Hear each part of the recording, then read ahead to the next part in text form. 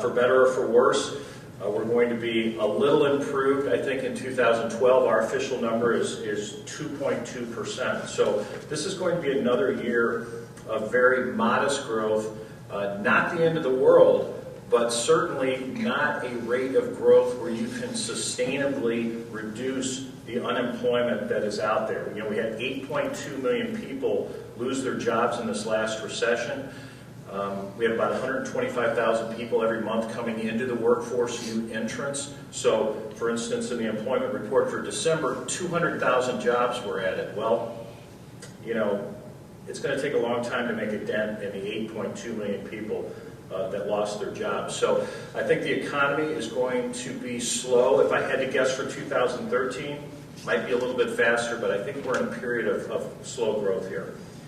Well, obviously there's one area that we need to improve upon is the STEM, S-T-E-M, science, technology, engineering, and math. Within the last generation, the number of Americans involved in that has gone down. So much that it seems like it doesn't matter which governor's in office, that seems to be a priority. And we have a pretty good relationship with University Science and Technology University of Missouri, S&T, where we got to continue to, at least when children are relatively small, tell them the importance of this area. We have to identify those students who are bright and keep them on the path in order for them to flourish in those areas. It seems like by the time they get to high school, the interest level tends to drift a little bit. We've been a little bit fortunate at Farmington that there's been a little growth center in itself. Even when Farmington was booming several years ago, people from out of state would come in here and say, "What are you guys doing? Why are you guys growing and nobody else out of state is?" And I think it's people investing in the community.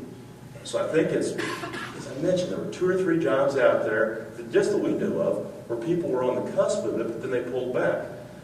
I think really once they start seeing things turn a little bit, they'll be ready to pull the trigger and spark that next growth spurt, you know, in Farmington and the surrounding area. It's just going to take, you know, 1 or 2 people diving in. It was like the Maple Valley grew. It seemed to always grow in phases. You do the first one, and the people, can we take this risk? And once it went on, let's go another step. So I think it's just a matter of getting a jump start back on the area. And I think once they see a little bit of signs in the economy, I think they're ready to take that, but we just got to get a little bit better feedback of where we're going. Are we really coming out of it, or are we still in it? And business, we are at this point coming out of what many companies went through 3 years ago, a pretty difficult economic recession, which I'm sure all have touched everybody, I think, in the world. We're very, very fortunate in that most of our business is aerospace, and in particular connected with Boeing, which is commercial aircraft. And that sector of the business is growing tremendously. Boeing is selling airplanes very rapidly. They're producing now 480 airplanes a year. They're expecting to ramp up production by 40% over the next 3 years. We're about, right now, we see from our standpoint, the industry that we are serving is very strong.